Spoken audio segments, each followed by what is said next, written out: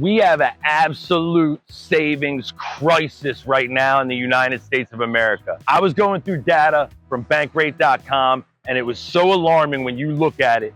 60% of Americans right now feel like they have no real savings if something went wrong. Of that number, 27% of them people have zero. I'm talking about a goose egg. They got absolutely nothing. And the percentages just go down. You have so many people that have under 1,000. It's like 35%. And it's another 29%, I believe, that have under $500. Now that's scary. My wheelhouse is helping people buy homes. Home ownership is the thing that I deal with the most. So when I hear that people have absolutely no savings, I think a couple different things. Number one, I think, why is that? Why is that going on? Well, the data shows that pre-COVID, people were saving a lot more money. But ever since, inflation has gone off the chain. It's been crazy, and it's affected things. It's affected your gas prices. It's affected your grocery prices. It's affected all your prices. And what happens when that happens? People stop saving. And when they're not saving, they have no nest egg. And when they have no nest egg, they think to themselves, I can't buy a house. I can't even pay for groceries next week. Everybody's financial situation is their own financial situation, and I understand. But I'm here to bring some good news about home ownership. There's down payment assistance programs. There's stuff out there where there's free money that you can go out and get.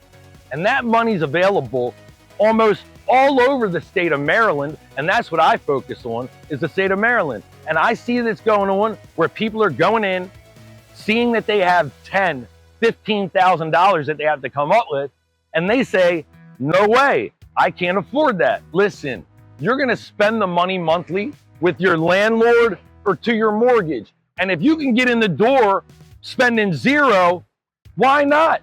When you're renting, you're already spending a security deposit plus your first month's rent. Well, guess what? With a down payment assistance program, sometimes you're bringing zero and not having to make your first payment for a month and a half or 2 months down the road. That's a big deal. That makes a big deal to anybody, but most people don't even realize that these things exist. You can always call me. My number's right here. Check it out. Call me anytime, and I'll point you in the right direction, the down payment assistance program, or at least the lender that you should be working with that might be able to help you. I have a whole network of great lenders that deal with these down payment assistance programs every single day. So the sky is bright.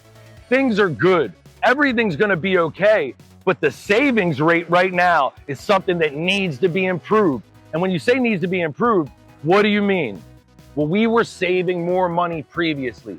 Right now, our savings levels are at the lowest level that they've ever been. And that's for a lot of reasons. Like I said, you have inflation. You have all the stuff. Home affordability, that's tough for people right now. People have been looking at home prices that have been way too high. You have things that are way too high out there. Rates were way too high. Well, guess what?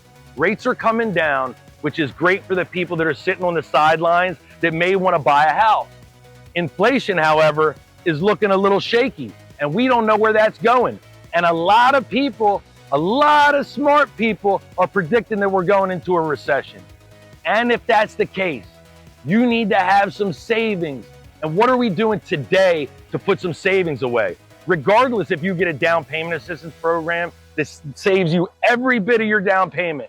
You need to be saving for that big emergency that pops up. People are never thinking about the stuff that could just blow up on you once you're a homeowner. When you're a homeowner, you own that house. What happens if the roof gets soggy and caves in? What happens if your AC blows up? These are $10,000 problems a clip. What if you have plumbing issues? You have no idea the things that can pop up on you. And what happens when you have no savings and you own a house? People start going into debt. And when they start going into debt, they're using credit cards to pay for these types of things. If a roof caves in tomorrow and you have $0, the roofing company comes in with their finance company and says, sure, just pay for the roof on credit. And that just starts a nasty, revolving door of you paying these people monthly, having the interest go up on you constantly. And I got a crazy stat for you. Nearly 1 in 3 Americans right now have more credit card debt than they have savings. Now think about that for a second. People are sitting here loading up their credit card debt and they have no money saved. That's a little bit backwards, and we need to reverse it. We need to get the savings in the bank and the credit card debt in the trash, and people don't need to be dealing with these revolving lines of credit. Honestly, it's the easy way out for a lot of people to take that money, buy what they want right here, right now, because they don't have the money in savings.